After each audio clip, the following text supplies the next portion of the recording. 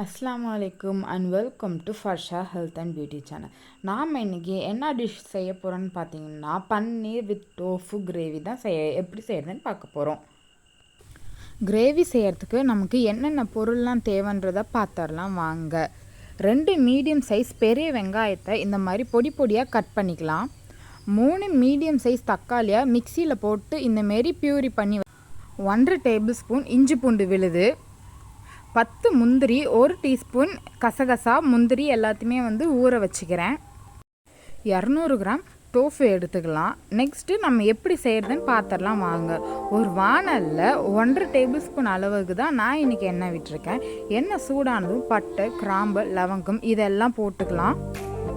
எல்லாம் பொரிஞ்சதுக்கப்புறம் வெட்டி வச்சிருந்த வெங்காயத்தெல்லாம் போட்டு நல்லா மிக்ஸ் பண்ணிக்கலாம்.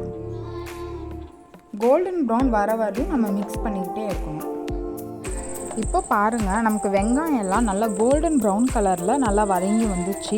இதுக்கப்புறம் நம்ம எடுத்து வச்சுருந்த 1.5 டேபிள் ஸ்பூன் இஞ்சி பூண்டு விழுது இதில் நல்லா போட்டு வதக்கிக்கலாம். பச்சை வாடை போகிற அளவுக்கு வதக்கினாதான் நம்ம கிரேவியில் இஞ்சி பூண்டு வாசம் வராமல் இருக்கும். ஸோ நல்லா வதக்கி விட்டுக்கலாம். இப்போது அரைச்சி வச்சுருந்த தக்காளியை இதில் ஊற்றி நல்லா மிக்ஸ் பண்ணிக்கலாம். இதுவும் நல்லா பச்சை வாடை போகிற அளவுக்கு நம்ம வதக்கணும்.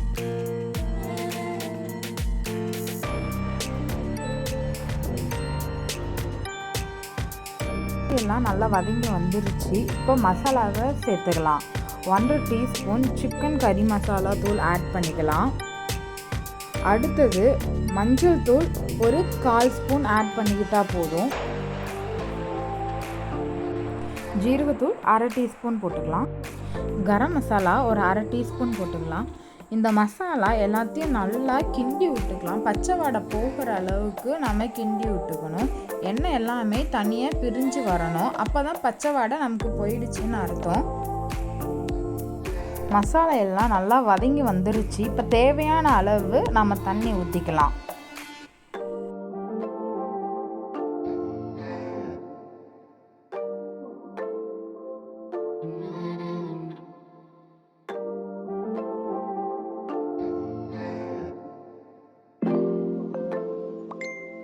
கிரேவி நல்லா இப்போது கொதி வர ஆரம்பிச்சிச்சு. பன்னீர் டோஃபு இது ரெண்டுத்தையும் நம்ம உதுத்து வச்சுருந்தோம்.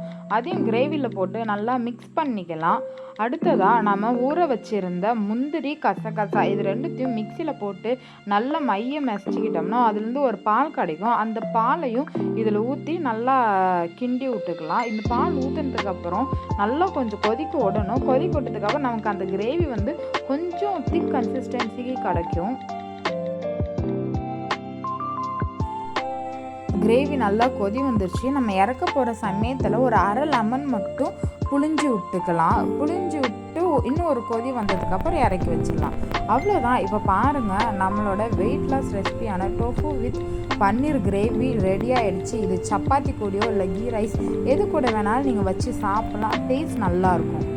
இந்த மாதிரியான வீடியோஸ்லாம் உங்களுக்கும் பிடிக்குன்னா மறக்காமல் என்னோட சேனலில் சப்ஸ்கிரைப் பண்ணிக்கோங்க, லைக் பண்ணுங்கள், ஷேர் பண்ணுங்கள். தேங்க்ஸ் ஃபார் வாட்சிங்.